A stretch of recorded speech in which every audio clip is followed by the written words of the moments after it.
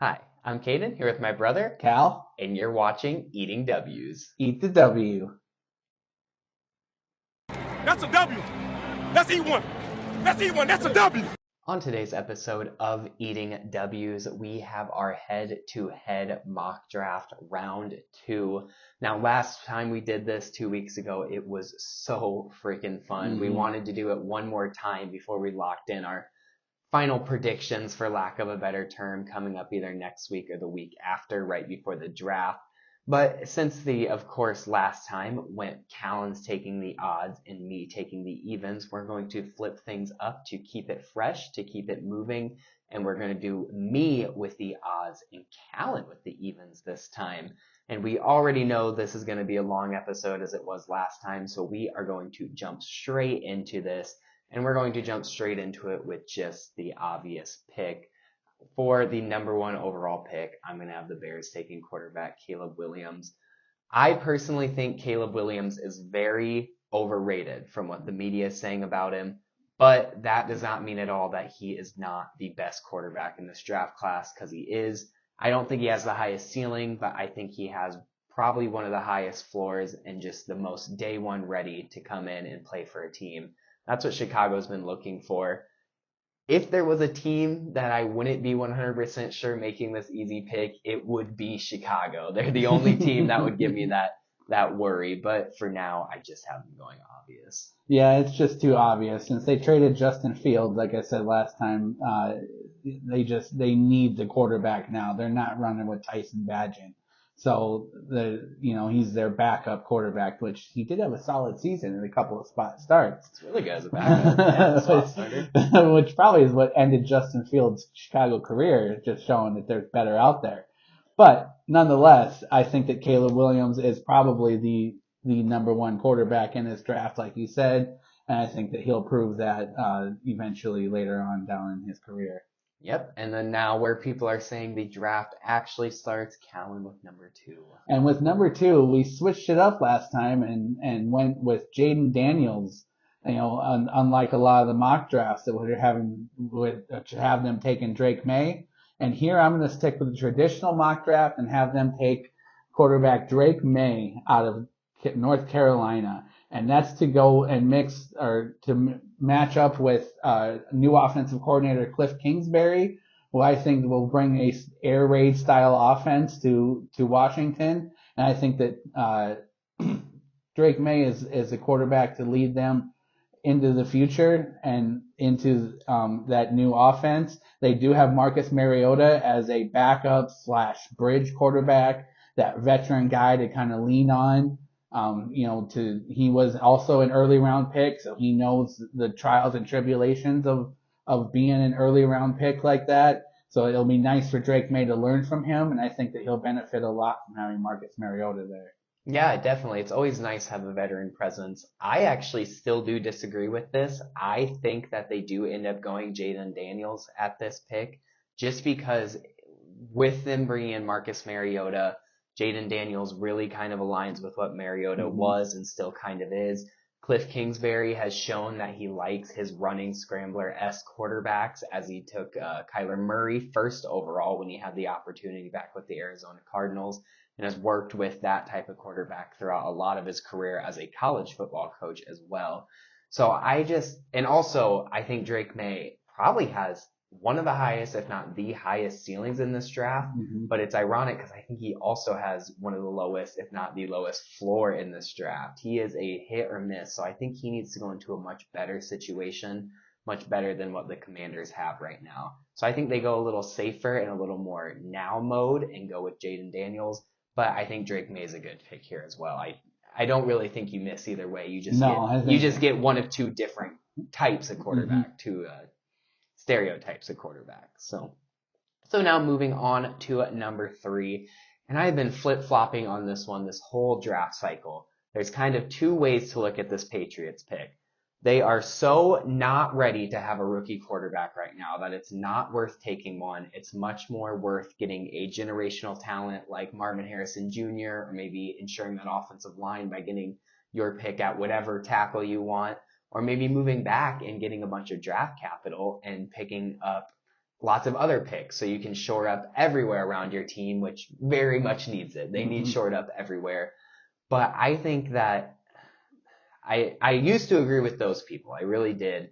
But the more this goes on, I think that you just kind of take your QB when you're up here right now, get your QB first, get a guy. If you don't like any of these QBs, do the other option, get somebody else. But if you really like one of the QBs that are still left at you at 3, get your QB first, then build around him. It'll be a rough rookie season, maybe a rough 2-3 seasons. But guys like Josh Allen have shown that once you build that talent around him, they can still go off. So I think that they go Jayden Daniels here at 3. They don't trade out. They just sit and get it done. And I could see either way. And if they don't like Jayden Daniels or Drake May or whoever may be left at this point, maybe they get out of there. But if you get the opportunity to get a guy you like, take it. Definitely. If there's someone you like, go get him.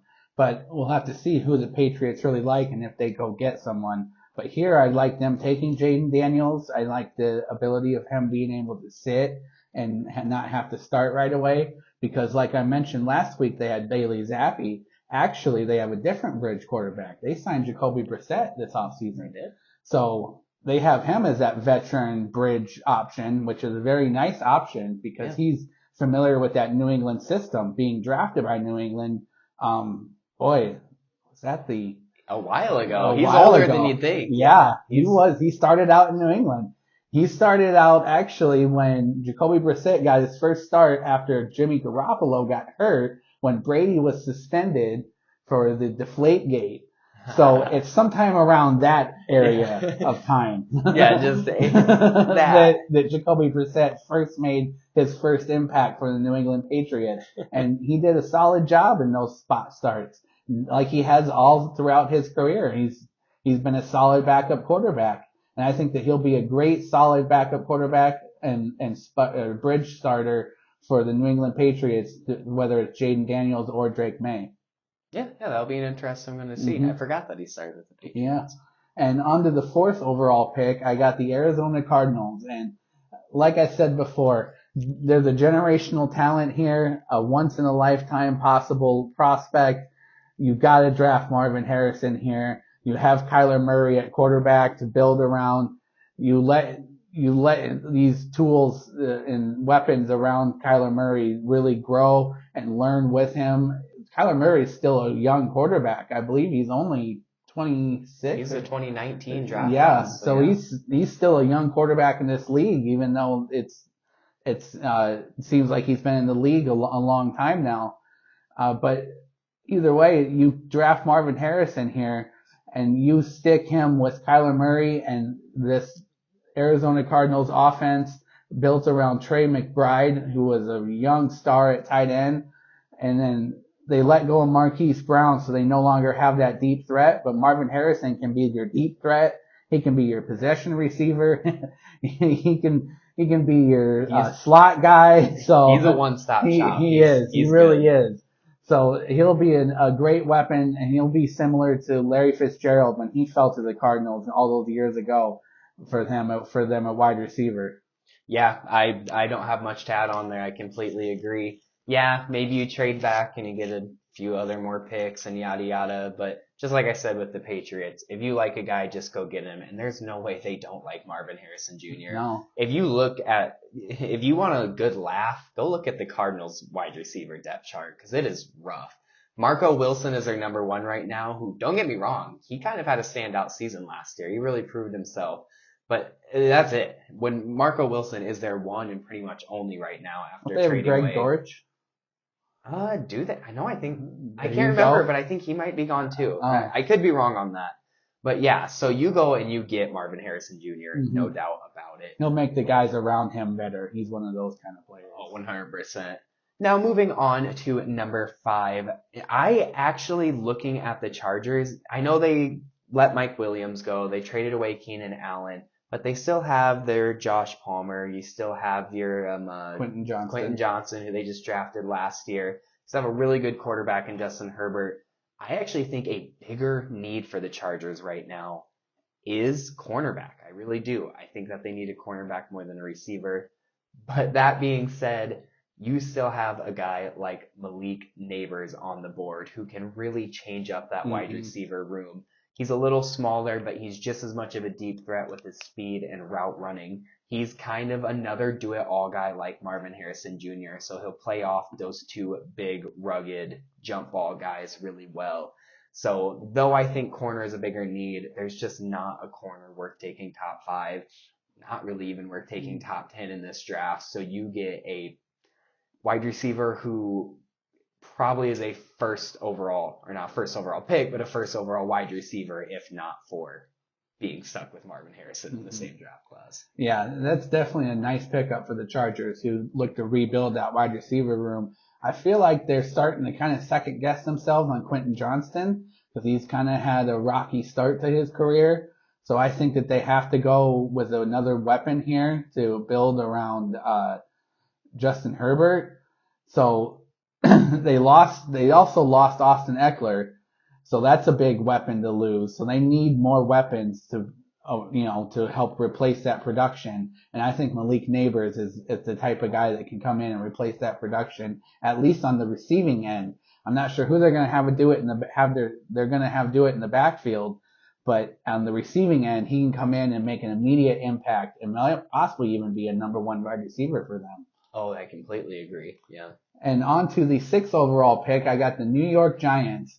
And they're kind of that dark horse to take a quarterback, We were talking a little bit about this a little bit ago, and, if not for that Daniel Jones contract, I wouldn't be surprised if they're one of the teams to trade up and take a quarterback. But because of that contract they're stuck with, they're kind of hesitant, I feel like, to go and take the quarterback here, because they just sign Drew Lock also, so that's a lot of money to be put into that quarterback room.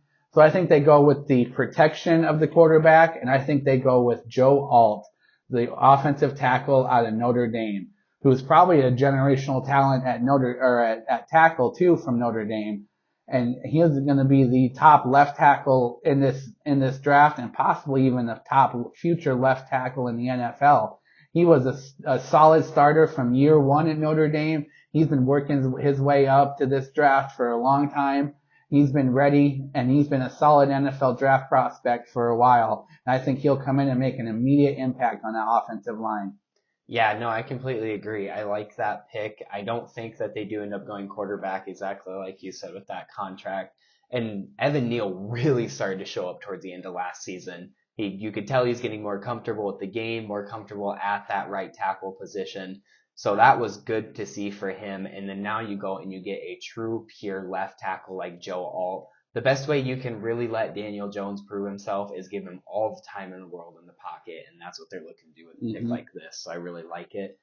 Now you move on to the Tennessee Titans, who are such a shoo-in for Joe Alt if he's there. No doubt they sit there, they take Joe Alt at 7 if he's there.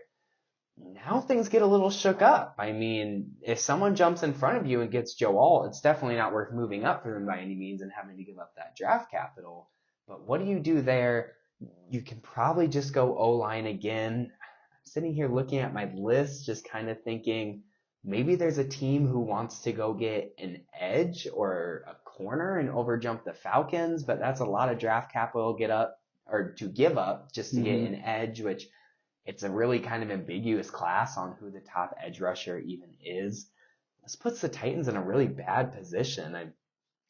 If I'm the Titans, I'd probably trade out of this spot and kind of go get one of those backer end offensive or lesser back end offensive tackles. But the hard part about that is finding the right value to make it even worth moving back. And I just don't see anybody who's really looking to jump up. I always thought someone might jump up into the top 3 and take Marvin Harrison, because he's such a top prospect.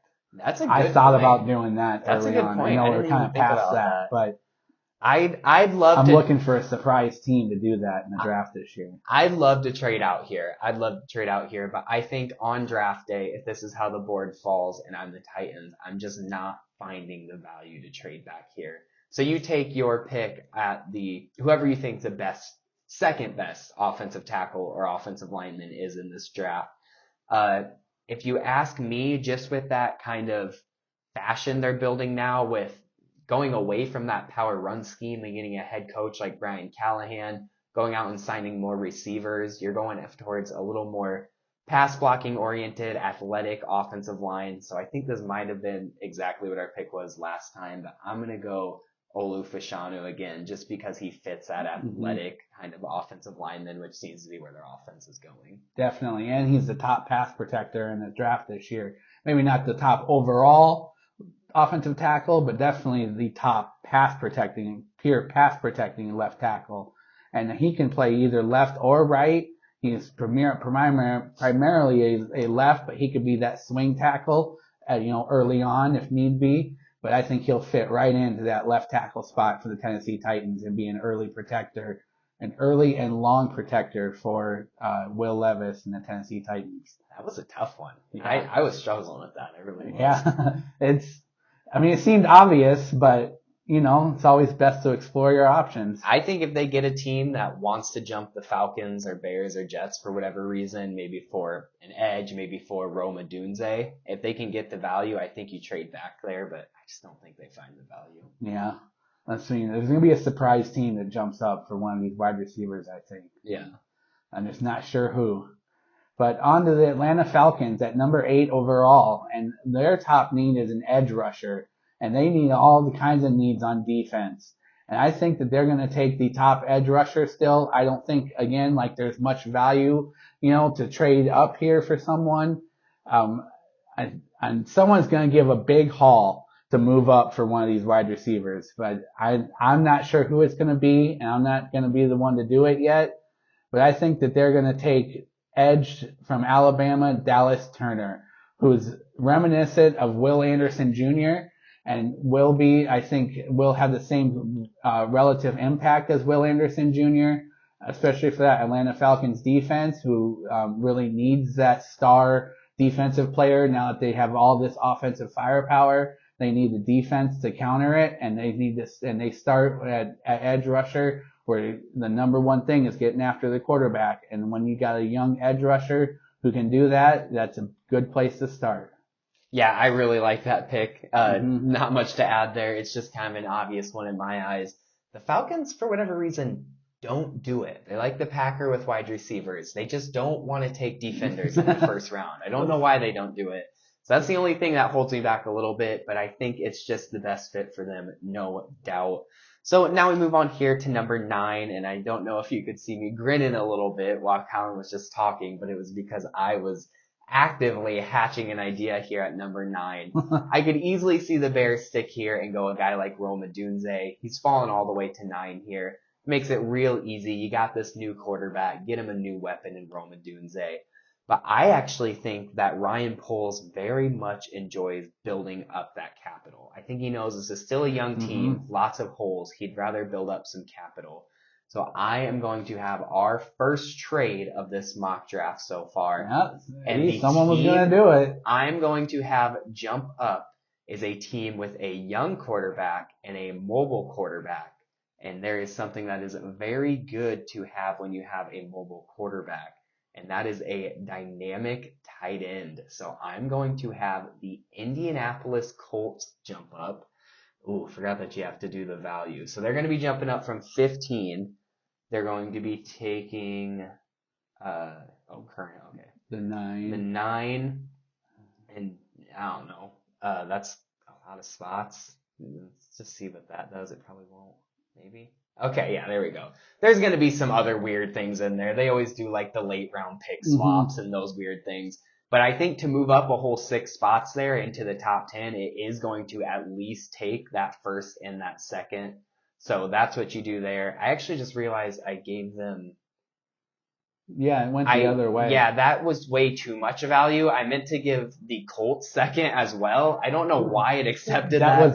I thought that was odd too. Pretend like I just did the Colts second, not the Bears second, but whatever. Nonetheless. It worked. It worked. You know what I meant.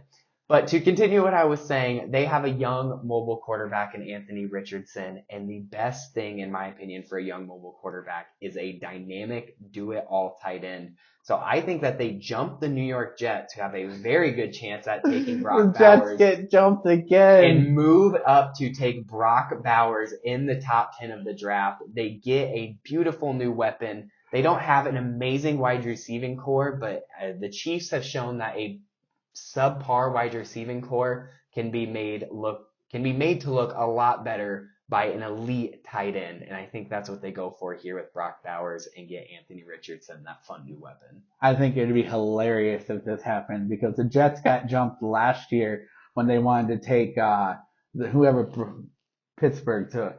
Broderick Jones. But they jumped in front of him last year. Jumped right in front of him, 15 instead of 16. So it'd be funny if it happened to him again and lost their big target that they were looking at, because there's a lot of whispers that the Jets are very interested in Brock Bowers, and he probably would have been my pick here because it would have been an exciting pick to make and an exciting reaction to see. But now the Jets are left stunned again without their player and without their guy. So they go and they draft for the future. And do they draft a quarterback here? Oh. Do they take J.J. McCarthy here? I could see it. I really There's could Rome see it. Odunze. It's tough when you got Talise Rome Fuaga. Odunze staring at you there, and you got a guy like Talise Fuaga or Aaron Arnold even. But they lost out on. Well, they really whiffed on Alan Lazard. They've lost out on Devontae Adams. The Raiders have been very adamant that they're not trading him, especially not reteaming him up with Aaron Rodgers, because we know how dangerous that can be. I think they go Rome Odunze here after losing out on Brock Bowers. They build that wide receiver room. They obviously have Garrett Wilson as a number one. Rome Odunze can come in, be that number two guy, not see what it's like to not have double coverage all the time and see, as how well he can produce then. And I think that he's going to have a standout year for the Jets if this happens. And I think it'll be very exciting for them to rebuild that wide receiver room.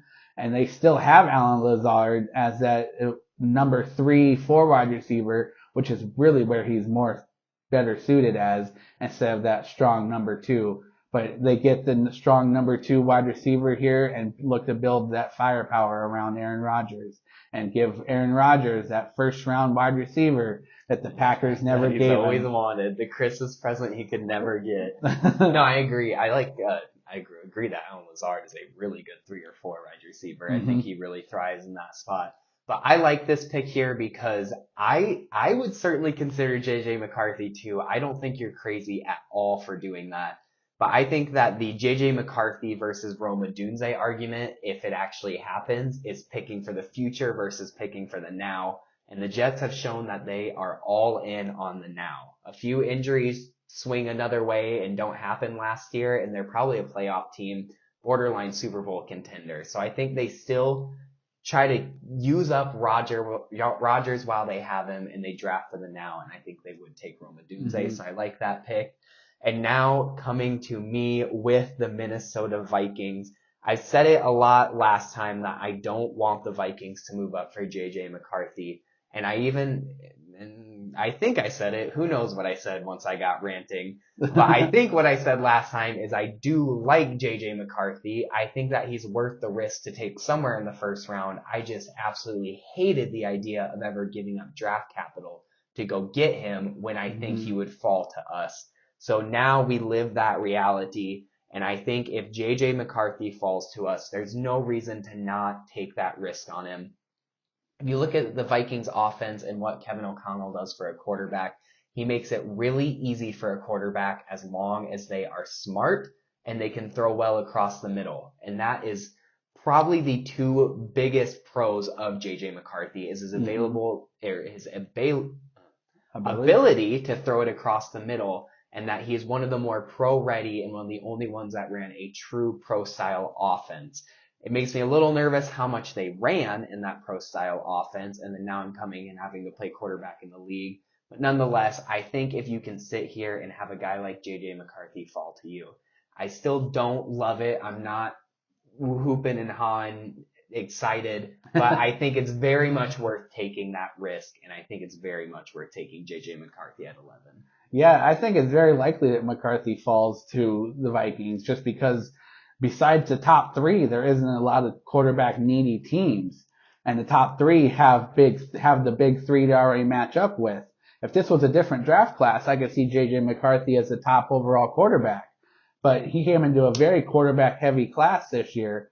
And because of that, he does fall to the Vikings. And I think that the Vikings kind of are surprised by this because they loaded up preparing to trade up for him and didn't have to. So now they have a luxury first round pick to help build that offense around their new quarterback.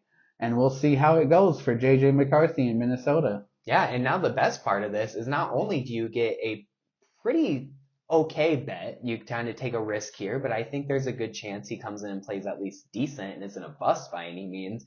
But now you also keep a second first round pick. And I mean, we have a huge hole on the defensive line. We have a pretty big hole on our offensive line in the middle. Our cornerback situation isn't great. So now you have a whole nother first round pick to kind of jump in and get a really good player at one of those positions. So this is just such a win for the Vikings, in my opinion. And on to the 12th overall pick, we have the Denver Broncos. And their top need is quarterback. And I go with the first surprise of the draft. And I have on good authority that they are meeting constantly with Bo Nix. And Bo Nix goes to match up with Sean Payton, who has had multiple meetings with Bo Nix from what I've read in our sheets. So I think that this will be a very surprising pick when this happens. I think that Bo Nix is a very solid first-round quarterback. I don't know if he goes this early. I could see Denver possibly trading back for him, trading back because they could get him later on. But I think that here they like a guy. And what I said earlier, if there's a guy you like, go get him. And he falls to them here at 12. They don't have to give up any capital. They don't gain any, but they don't have to give up any. And they get their guy for the future, and Bo Nix. You kind of couldn't have said it better myself. I think they very easily could move back here into pretty late in the first round, maybe even early second round, and still go get Bo Nix. And I think with the fact that they just pretty much hand out draft capital, especially in that Russell Wilson trade they did, they are probably going to want to take a little more of a risk and try to build up some draft capital. But at the end of the day, it's been the theme of this episode. If you like a guy, don't risk it. You could end up being the Jets and getting jumped. Just go get him when you can. So I think this is very much early for Bo Nix. I think if you move back to the end of the first round and get some draft capital and then get Bo Nix, I think that's a total win. Right here, I think it's definitely a reach, but hey, if Bo Nix comes out and is a elite quarterback and takes them to playoff games and Super Bowl contention, no one's going to think it was a reach anymore. Nope. So that's just sometimes how the cookie crumbles. Anyone remember where Patrick Mahomes was drafted? Yeah, exactly. That's a hell of a point. So now you move on. On to another very quarterback needy team in the Las Vegas Raiders. But now there's not only the top 4 quarterbacks off the board, there's the top 5 quarterbacks off the board. There they go, Michael Penix. So there is just no reason to really do anything for them here. They are definitely trading out right here. And I don't think that anyone's going to necessarily be trading to jump the Saints specifically. Somebody's going to be trading with the Vegas Raiders just to go get one of these top offensive tackles that are left. I mean, we only have, or I guess 2 offensive tackles off the board, but there's still lots of talent left at that offensive tackle position. So you got to imagine Talise Fuga is probably the guy to go here. Who jumps up to get him, though, is your real question all of a sudden. Who really needs that tackle that bad that they're going to come up and get him? Gosh, I guess looking at it again, I want to do these trades, but there's just not a ton of people that are looking to trade up right now, in my opinion. Gosh, who do you think of that needs a tackle off the top of your head? The Bengals. They always are looking for offensive Bengals are also looking. Yep, that's a very good point. Okay. I think that there are people who fit better for the Miami Dolphins, but I think that they very much need offensive line help. Their offensive line is absolutely horrific. So they probably have to give up some decent draft capital to come up and get it here. But I'm actually going to have the Miami Dolphins move up all the way from 21 all the way up here to 13. So you, of course, have the two pick swaps, and then let's just see if the second works again. The correct team giving up the second this time. Watch it not work this time because that makes complete sense. Okay, now I'm going to do this just for fun because now we have to do some testing. What if we throw in their second?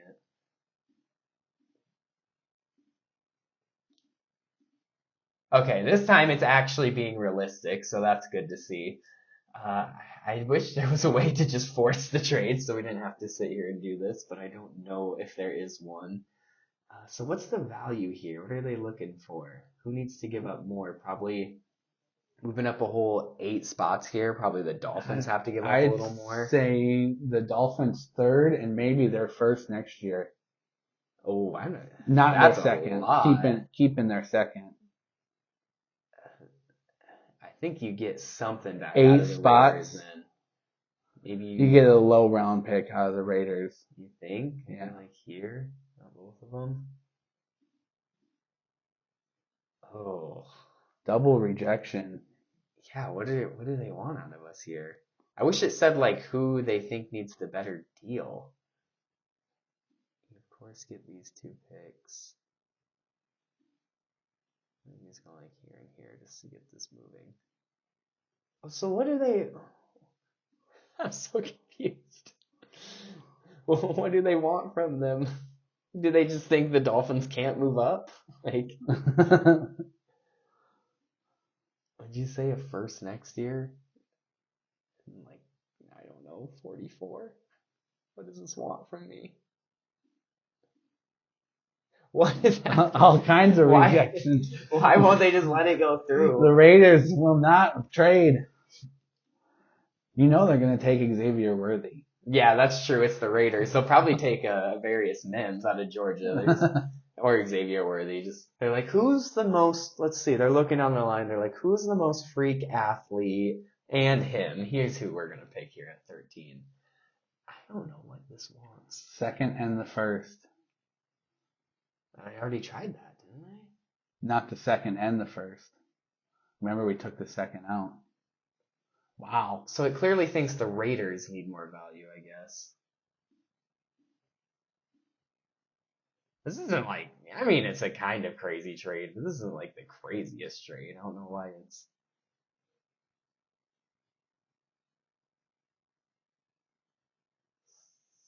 So let's do that. And that. And that. Okay. There we go.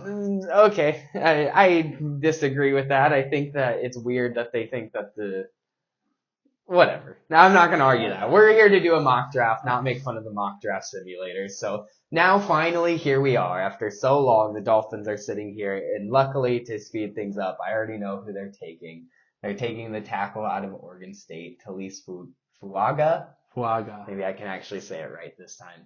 They take Talise Fuaga here. He's pretty obviously that number 3, if not the number 2 ranked tackle in this class, at least in my opinion, and I think in a lot of people's opinions. So the Raiders didn't really have anything to pick here. They move back and get some draft capital, and the Dolphins come up and they fill in one of their biggest needs on their team, which is literally just any position on their offensive line with a top offensive lineman here. Mm-hmm. This is one of the top offensive linemen left here after the big 2 of Joe Alt and Olu Fashanu. He's probably the number 3 overall tackle. He can be that swing tackle also, playing left or right. He'll fit in perfectly in the Dolphins, who lost a lot of offensive line help. So he'll fit in wherever they need him to play, whether that's left tackle, right tackle. I think he can even play a little bit of guard if need be. So he can really play everywhere on the offensive line. And that's perfect for the Dolphins, who need help everywhere along that offensive line. Definitely. And on to the 14th overall pick is the New Orleans Saints, who also need offensive line help. And I have them going with the next best offensive lineman and offensive tackle left, and Troy Fautanu, the offensive tackle out of Washington. And he's, again, probably with Talise Fuanga, is that number 3, number 4, just depends what your opinion is behind the other two. And I think that he's going to be another solid offensive lineman here. He's going to be a great pick for the Saints, who whiffed on Trevor Penning last year. And even though they do have Ryan Ramczyk, he will not possibly be available due to injury. So they need help at both left and right tackle spots. And I think that Troy Fautanu can come in and step in right at that left or right tackle, whichever one that needs filled first. Yeah, so I actually personally on my big board have J.C. Latham over Troy Fautanu, just because I think J.C. Latham is a little more of a safe prospect, especially coming from somewhere like Alabama. Mm-hmm. But for this exact situation, I actually like Troy Fautanu more for the Saints, because I have him as a left tackle, or maybe even moving inside and becoming a left guard. So that gives you a lot of switchability when it comes to that Ryan Ramczyk situation. Mm-hmm. If Ryan Ramczyk sadly succumbs to the injury bug and can't go next year, then now you have this fancy new left tackle. But if Ryan Ramczyk wants to give it a go and see how it goes, you move him into left guard and you have a really solid left side. And if the injury bug does end up coming back, then you can swing him right from left guard to left tackle. So for the Saints specifically, I actually really do like that Troy Fautanu pick. Mm-hmm. But overall, I do like Latham over Fautanu and think he could easily go over him. Latham's just strictly a right tackle, though. That's his only knock. Yeah. So in this situation now, the Bears traded it back from 9 with the Colts all the way back here to 15. What do they want to take here? You're looking at edge. You're looking at receivers. You're looking at all your receivers that have already gone already. Maybe you go Brian Thomas Jr., who would by no means be a stretch. But I think what you need much more than receiver with guys like DJ Moore already in the receiving group over there is you need a edge rusher. You need someone who's going to come get pressure for you. So now it comes down to Jared Verse versus Laite Latu. And this way you're just kind of getting athleticism versus book. And what I mean by book is this guy is so by the book. He's so good with his pass rush moves, but he shows some injury problems. He doesn't have that sheer athleticism. Jared Verse may not be quite as by the book and not have those good pass rush moves, but he hasn't had near as many injury problems. He is an athletic freak the way he can bull rush some of these tackles in the league. He will go straight through you into the quarterback, and then the very next play hit you with a spin move that practically knocks you off your feet. So I think you take that upside as a young team with the Bears, and you go Jared Verse here at 15. Yeah, that's a nice pickup for them, because the Bears need to build around that defense too. That was one of the weaker units last year, and especially at the quarterback, where Montez Sweat was their quarterback sack leader with only 6 sacks. So they need to get someone on that edge to help solidify those sack numbers. And Jared Verse is someone that can go in there and make an impact right away. And on to the 16th overall pick, we have the Seattle Seahawks, who are kind of in a bit of a stuck spot. They need some offensive line help, but they're good on tackles. There's some interior offensive linemen that are available, but maybe I'm going to attempt a trade here, because there's a team that saw Cooper DeJean's workout and realized that where they're at, they're not going to be able to get him. They're going to have to jump up to get him. Cooper DeJean did have a hell of a pro day. And I believe that is my guys, the Green Bay Packers. Okay. But here's keyword try for you. Try. With me, it just showed that it does not always happen. It's going to take the 25th, their second round next year, and their second rounder from the Jets this year. 2 seconds. Okay. Rejected. Oh gosh, here we go again. Here we go. Perfect. Let us know in the comments. Are we stupid, or is this just being too hard on us? Because I feel like these aren't crazy. I don't see them giving up their first next year. No, I think you do. I think they might have said you were given too much value to move up. Moving up 9 spots, maybe. It's a little late, but I think you maybe try just Packers first and second and see what that gets you. Okay. Rejected. So you're gonna stand corrected. Man, no trades for us this mock draft. No. They will not allow it. It's kind of fun though to think about the value. What value do they need here? So I'll go with our second. A late round pick. And then their 16 late round and pick their slot. late round pick. I'll even go later.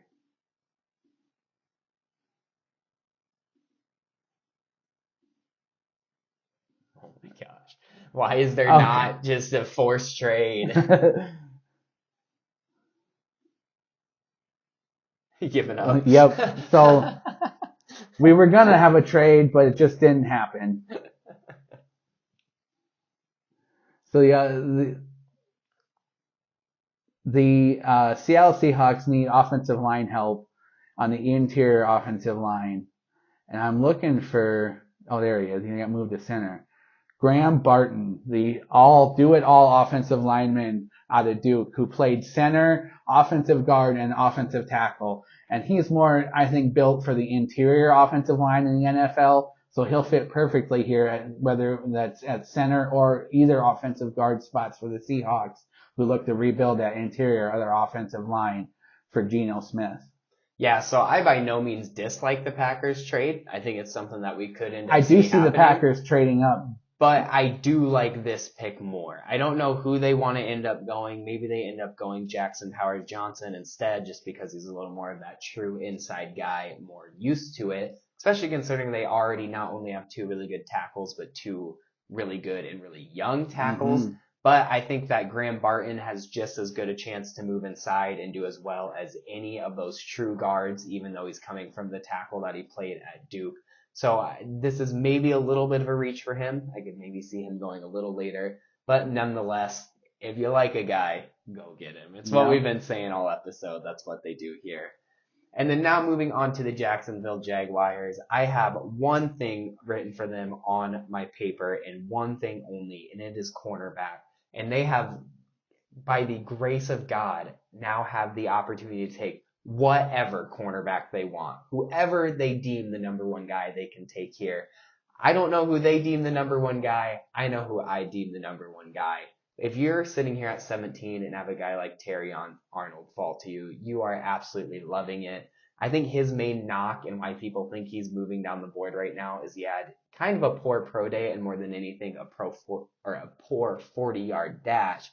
I think that is way overlooked right now. I do not think Quinion Mitchell moves ahead of him, and I think Terrion Arnold is the first corner off the board. Yeah, it's kind of surprising that these corners fell so far in the draft, but that's just how it goes. There hasn't been a defensive back selected up until this point, and it's the top one, and he falls to a perfect spot where he can jump in and immediately start and be that number 1 corner or number 2 corner behind Tyson Campbell for the Jacksonville Jaguars and build a nice duo there in their defensive backfield. And on to the 18th overall pick, I have the Cincinnati Bengals. And their top needs are wide receiver and defensive line. But I think that they work it out with T. Higgins, and I think that they keep T. Higgins at least for another year. So I think they go with defensive line, and they take the top defensive lineman available in my eyes, and that is Byron Murphy, the defensive lineman out of Texas. And he, like I said, he is kind of reminiscent of Aaron Donald. He can be a run stuffer, and he can be an interior pass rusher. And I'm not saying he's going to be Aaron Donald. I'm just saying he has the skill set of him that he's the ability to do that. But to actually become Aaron Donald, you have to be a lot more dominant than that, like taking on 3 offensive linemen at once. That's something I'm not sure that not many can do. So we'll see if Byron Murphy is able to accomplish that. But as far as right now, I think that he'll step in and make an immediate impact along that interior defensive line for the Cincinnati Bengals. Yeah, so at first I was really confused by that pick. I was like, why do you take a guy like that when you have more needs on the offensive side of the ball? And then I remember that over this offseason, they actually lost DJ Reader to the Detroit Lions. So that makes a lot of sense all of a sudden. DJ Reader was just a little bit of that game wrecker on the inside, and it really helped Sam Hubbard and Trey Hendrickson be the players that they are. So you want to go get another game wrecker on the inside. Now it comes down to, do you want to get some pass rush from the inside with Byron Murphy, or do you want a little more of a DJ Reader type guy in Johnny Newton? In this scenario, maybe they like Byron Murphy, maybe they like Johnny Newton. But either way, I actually really do like that position pick of going an inside defensive line, especially when you get your pick at which one you want, because they're both still there. So now you're moving on to the Rams here with me at 19. When I look at the Rams, my number one need for them is actually probably a little more on that inside defensive line to replace Aaron Donald, maybe an edge to build up some more pass rush with some aging guys like Von Miller still on their roster. But I think that Von Miller's in Buffalo. Oh, yeah, why did I think that? He hasn't been on their roster for a while. Not I don't since their know. Super Bowl run. I don't know who I'm thinking of there. But so even more. They so, lost Leonard Floyd. Leonard Floyd, that's who I was thinking of. But yeah, so now you kind of have that gap there at edge rusher. But another gap you have right now is corner. You bring back Darius Williams. Darius Williams in the offseason, but you still need that number 2 corner. And I think that if both Terrion Arnold and Quinyon Mitchell are gone, there's no reason at all for them to reach on a corner. You take an edge rusher who's still there. You take an inside defensive lineman who's still there. But since they're sitting here and one of those two guys are still there, I think you go corner and you grab a lower floor, in my opinion, but a very high ceiling in Quinyon Mitchell, the corner out of Toledo. Yeah, he's really a solid corner. He's more of that zone coverage corner. So I'm not sure of the exact defense that the Rams run. If it's similar to what the Packers defense runs, or ran last year, they ran a lot of zone. So, and obviously, who would we just fire? Our defensive coordinator. Oh my gosh, I'm blanking on his name too. Totally. Wow, but our defense coordinator came from the Rams. So their system is similar to Green Bay's because of the coaching tree. So I think that because of that, they probably run a more zone heavy scheme. And I think that Quinyon Mitchell will fit very well into a zone heavy scheme team.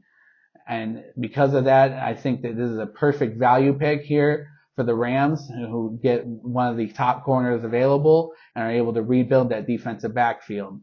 Yeah, I think once they lost Jalen Ramsey, they really started to lean more into that zone. Mm-hmm. So yeah, I believe they do run more of a zone, yeah.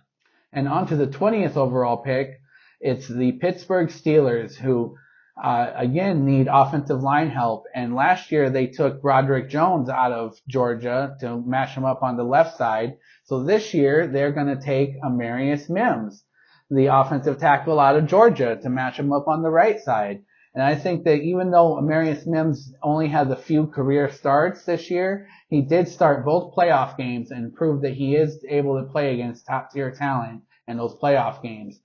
And because of that, I think that Amarius Mims is going to be a very solid selection for the Pittsburgh Steelers, and is going to be a mauler on that right side, on that right tackle spot for years to come.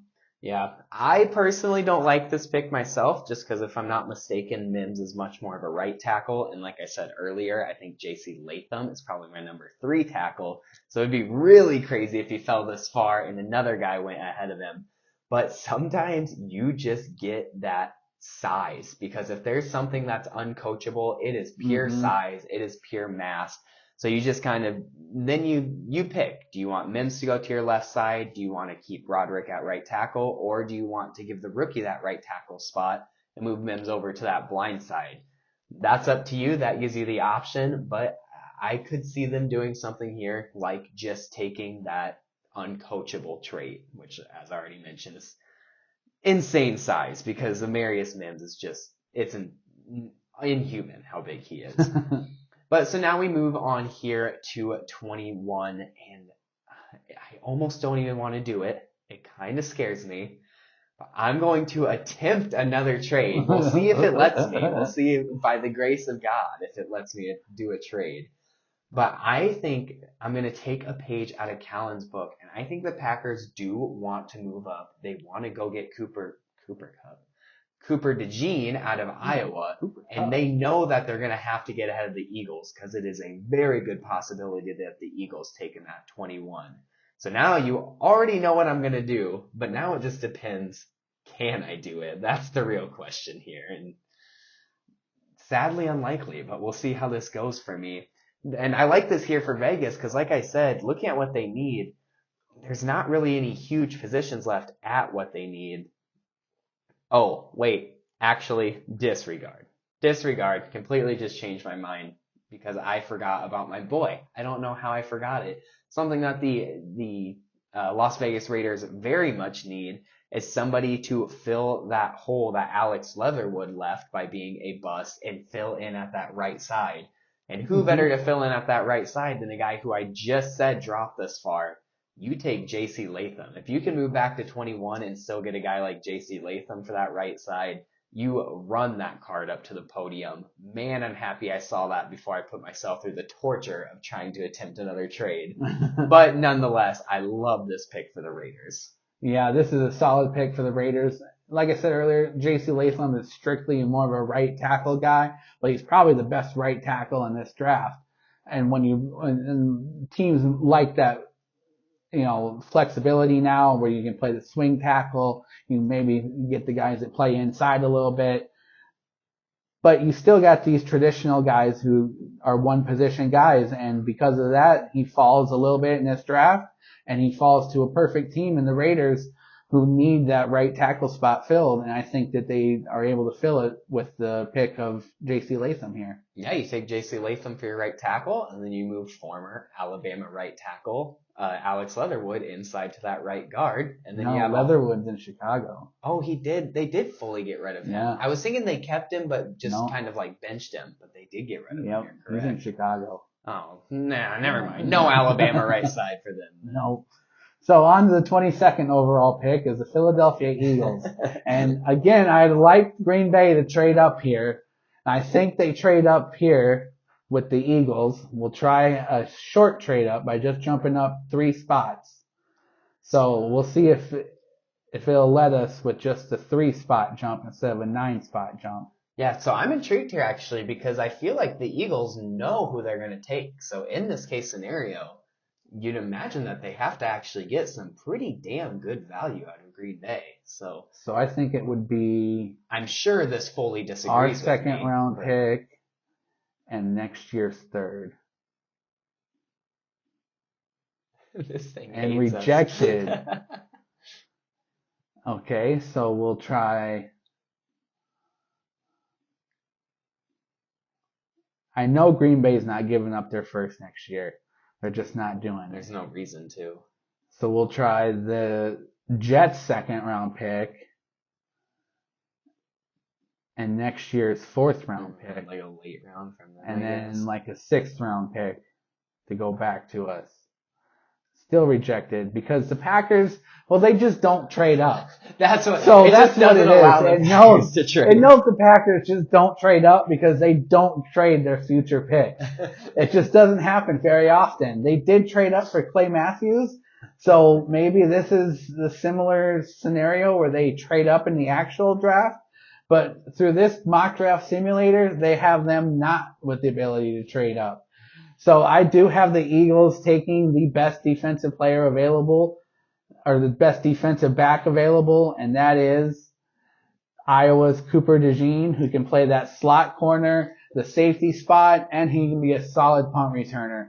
So the fact that he can play special teams, he can start on special teams early, learn the ropes in the NFL, and I think that he's going to be an outstanding athlete and a dynamic playmaker for the Eagles for years to come, and hopefully for the Packers in real life. I feel like last time we got away with the trades pretty easily. Yeah, I know. We did a couple, but it is cutting us off this time. It's going to be an hour-and-a-half episode, and half an hour is just going to be us trying to make trades. But no, I think that Callan touched on it earlier, but I think Cooper DeJean's pro day was just fantastic. He really showed off the athleticism. I think it moves him ahead of guys like Kool-Aid McKinstry and Nate Wiggins, who maybe he wasn't ahead of on a lot of people's big board coming into this. So I think it makes total sense that he goes sooner than later, and I think that the Eagles are just a really good spot for him. I think it would have taken, I kind of actually agree that it didn't let us trade that one. Because I think if the Eagles had Cooper DeJean on the board and they knew if they traded with the Packers he wasn't going to make it to him at 25, they would have just wanted way too much value for what the Packers would have given up. So I think the Packers maybe try to move up at some point, but I don't think that Philadelphia lets it happen right there, and they get a beast in Cooper DeJean. Now we move on to the Vikings, who now have another first-round pick because of this awesome scenario they're in where they get their quarterback to fall to them at 11. Just a kind of jumping back with the touch base, I also could very much see a shocker Drake May drop to 11, but I think that's much less likely than a JJ McCarthy drop to 11. But I regress. Now we're sitting here at 23, living in the present. The top things I have the Vikings right here are inside offensive line, inside defensive line, and shoring up that cornerback room. So now you just kind of look at what you have available. And I don't think that this is likely to happen. I think it's much more likely that we actually end up shoring up that offensive line, maybe getting a guard, maybe even getting a top guard like Jackson Power-Johnson. But in this scenario, one of the top two interior defensive linemen fell to us all the way here at 23. And we get another steal, in my opinion, and pick up Johnny Newton out of Illinois to fill that hole in that three front that we have right now. Yeah, that's a nice pickup for the Vikings who look to rebuild that interior defensive line with probably the top defensive lineman available, whether it's Byron Murphy or Johnny Newton. Both of them are very solid, star-studded prospects. And I think that's going to be a nice pickup for the Vikings who need that interior pass rush to help build for their new young edge rushers and Alex Van Ginkel and the guy from Texans, Jonathan Grenard. So you got the outside and edge help signed and solidified. Now you solidify that interior defensive line help solidify that pass rush, whether it's from the inside or the edge. Yep. And onto the 24th overall pick, it's the Dallas Cowboys. And I see them with, again, offensive line needing offensive line help. They need linebacker help. They lost Kyle Vander Esch Leighton Vander Esch this year. So I think that they go and they plan for eventually losing DeMarcus Lawrence. I think they go with the edge rusher Latu out of UCLA. And they for just I was saying about the Vikings, they need help along the interior and edge help. They get it here with Latu, who can rush a little bit from the inside and from the outside. And he's just, like you said earlier, by the book, like almost robotic with his pass rush moves. And I think that he's a very, not very athletic pass rusher, but because of his technical ability, he'll be able to dominate in the NFL, and he'll be a nice tag team partner along with Micah Parsons on that edge, while DeMarcus Lawrence's contract runs out and he doesn't have to play right away. Yeah, no, that's a really good point that I didn't even think about. He is very similar to DeMarcus Lawrence with that size and textbook pass rush moves. So that's a really good pick for the now and for the future, because it's good for the now because it never hurts to have pass rush rotation. To get a fresh guy in there as a pass rusher never hurts. And it's great for the future because you get that DeMarcus Lawrence replacement eventually. Mm-hmm. I really like that pick if Latu falls to them at that point. Looking here at the Packers now, I'm going to go with a little bit of the shocker. They tried to give up some value. They tried to move up and get Cooper DeJean, and they could not. So now they're sitting here at 25. I think there's a possibility that they move back. But I think that last year, one of the biggest shockers was none other than the Detroit Lions taking Jack Campbell. I believe it was the 19th overall pick, if I'm not mistaken. Mm-hmm. Because taking an off-ball linebacker in the first round just seemed so crazy at that point and had kind of been a thing of the past. But it worked out really well for them. Jack Campbell came in and was a really good player, probably one of the best defensive rookies of that entire class. So I think the Packers take a little bit of a page out of their book and fill a huge need that they have right now at off-ball linebacker and take the top one in this class, in my opinion, with Peyton Wilson out of NC State. Really? Not Edgerrin Cooper? No. Maybe it's a little bit of a shocker seeing an off-ball linebacker here. Maybe it's even a little bit of a shocker seeing Peyton Wilson go over Edgerrin Cooper. But he's just the one who I like more. Another shocker I could maybe see them taking is, I'm blanking on his name now, Tyler Newman, the safety out of Minnesota. But for now, I have them going off-ball linebacker. You know, I thought Tyler Newman was going to be our pick for a long time, but he had a terrible RAS score. And if you look at our recent drafts, especially the Gutekunst era, we draft guys with high RAS scores. And that's just your relative athletic something. I can't remember if it's score, but I think it might be score. But it's just rates your athletic ability on like a 0 to 10 scale. And guys with high athletic abilities score high on those tests. So because of that, I don't really like this pick because I like Edgerrin Cooper over Peyton Wilson. But I do like the thought of going with the off-ball linebacker because we did lose Devondre Campbell. And even though we are moving to a 4-3, we're not really sure what Quay Walker is going to be.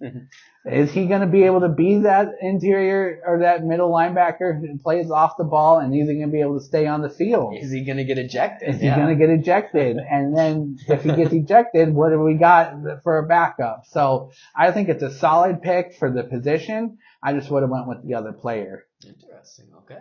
And moving on to the 26th overall pick is the Tampa Bay Buccaneers. And they need defensive help, whether that's in the defensive backfield or on the edge. And they get one of the top defensive backfield or defensive corners left in this draft.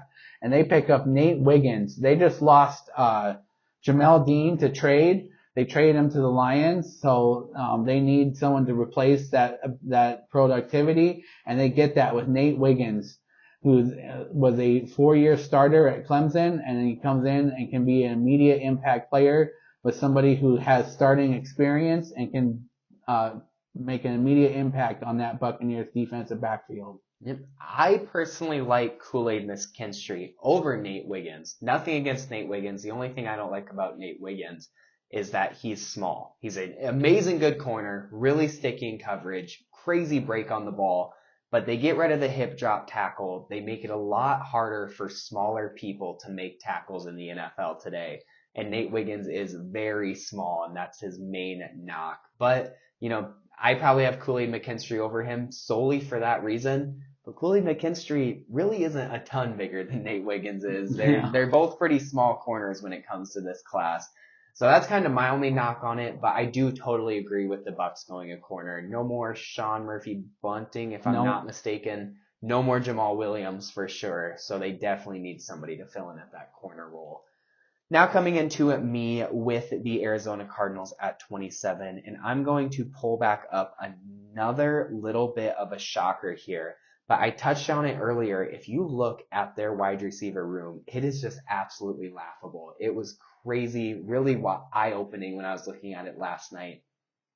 And you have a guy like Brian Thomas Jr. that has fallen way further than a lot of people usually have him. He moved up during the combine. He's looking like a teens pick more and more every day. But now he's sitting here at 27. You double down on receiver. You go from having one of the worst wide receiver rooms in the NFL to maybe not having one of the best, but definitely having one of the best young wide receiver groups in the NFL, with your top three being Marvin Harrison and Brian Thomas Jr. as rookies, and then Marco Wilson as a sophomore. The Packers have done it last year, and it really paid off for them. They didn't even mean to do it. They didn't take any first round guys. They just got lucky and drafted really well in the late rounds and was able to do it. But the Cardinals purposely do it here. Yes, there's some other holes they could fill, but get poor Kyler Murray some weapons. You trade away DeAndre Hopkins. He hasn't really had a weapon since that, or a chance since that. So you go here and you get Brian Thomas Jr. and double down on first round wide receivers. Doubling down on first round wide receivers. Hey, that's how you rebuild a wide receiver room, is you get a lot of talent and inject it in there immediately. And they have James Conner also in the running back room. So they really are building a solid offense down in Arizona with these couple of picks. Like I said earlier, to mix them with Trey McBride, who had a standout season last year.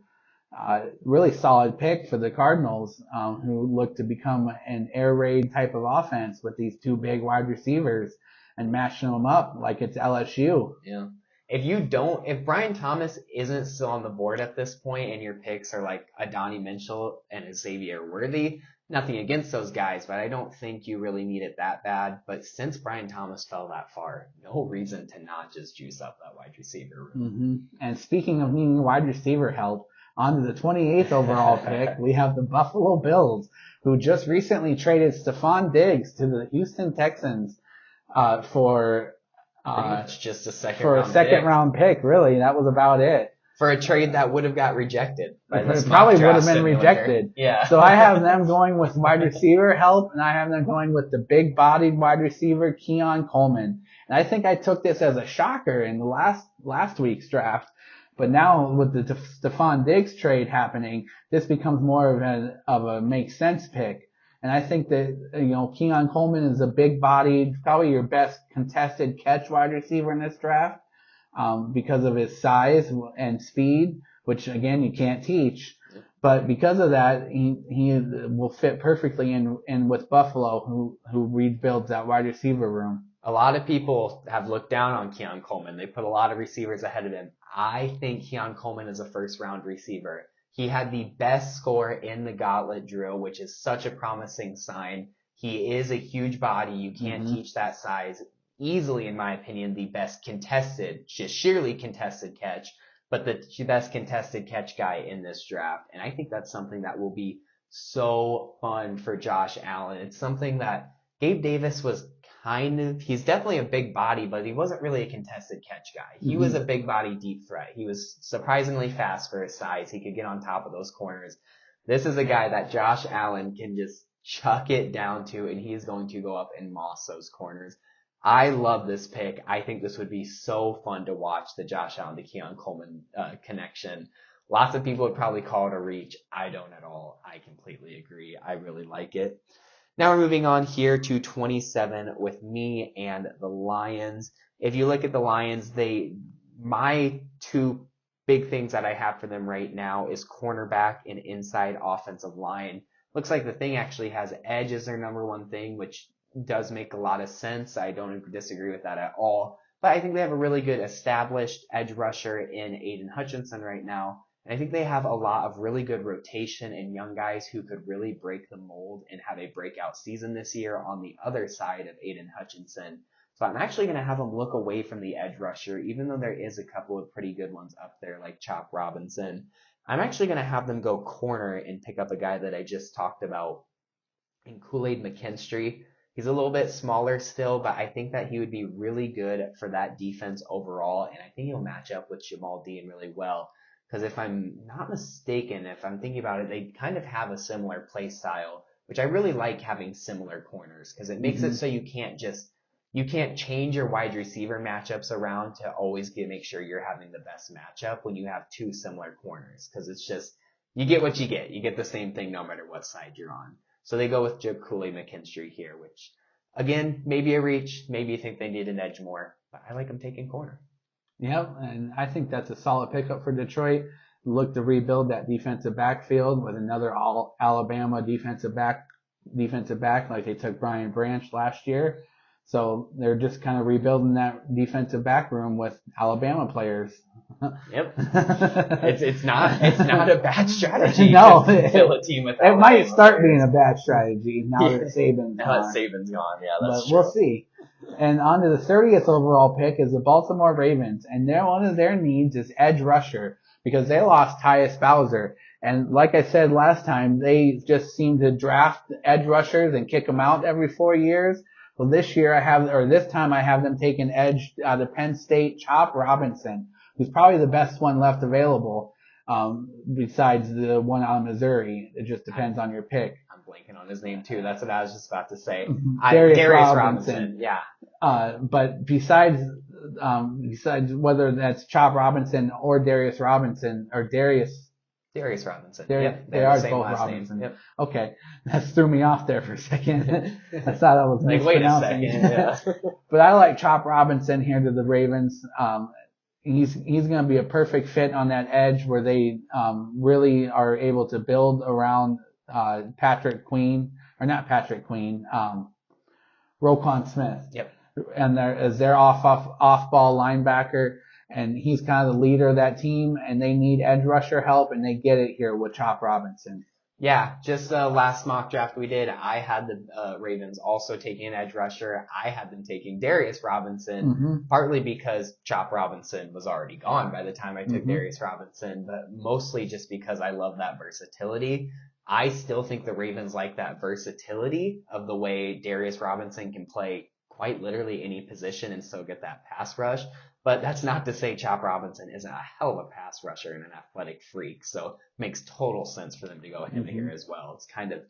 It's what's the opposite of pick your poison? Pick your magic? I don't know. That's kind of what they have Pick here. your potion. Pick your potion. Yep, exactly.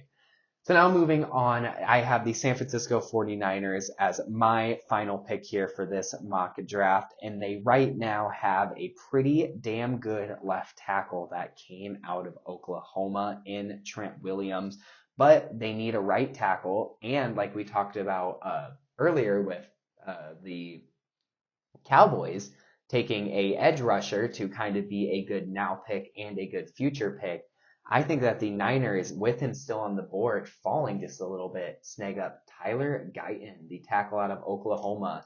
He's one of the few tackles on this one that almost played the exact same amount of snaps from the left tackle and from the right tackle position throughout his time in college. So you get good in the now, where if he outworks the current right tackle, or if you deem him the better right tackle, he can be a day one starter at right tackle. And then maybe as he continues to develop and Trent Williams gets injured or retires or XYZ, you move him over and he can protect that left tackle side and you have your left tackle of the future. So I think that it is a awesome situation here for the 49ers that Tyler Guyton falls to them at 31. Yeah, it's a solid pickup for the Niners. If that happens for them, Tyler Guyton he's probably the top swing tackle in this draft when you just look at just pure ability to play left or right tackle at a moment's notice. And because of that, he's a solid pickup for the 49ers. Trent Williams is getting older, so he could possibly be the left tackle of the future and even the right tackle of the present, and then move him over and draft someone else later when Trent Williams retires. So I think that will be a solid pickup for the 49ers and Tyler Guyton. Yeah. And on to the 32nd overall pick and final pick of the first round, I have the Kansas City Chiefs. And Kansas City Chiefs, they've been looking to replace Tyreek Hill ever since they traded him away. And there's someone who just ran the fastest 40 in the draft. And even though I've been kind of down on him because he's a lanky guy, he's probably going to get hurt.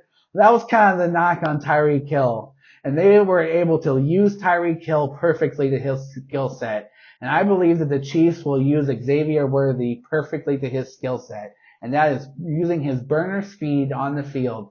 And he's had a meeting with the Chiefs already, so he likes the Chiefs. I think he's a perfect match for them, and I think that he's going to be one of the steals of this draft. I am all in on Xavier Worthy being a first round pick. I love that you did it. It never fails to happen that somebody is a combine warrior, runs the fastest 40, and shoots up draft boards. It's going to happen again. It actually, yes, very rarely does work out, to be completely honest, but it's got to hit eventually. Nothing can stay bad forever. So I think that Xavier Worthy is a great pick for them here. Any other time, I saw had their needs as wide receiver as their first and cornerback as their fifth, which was crazy to me.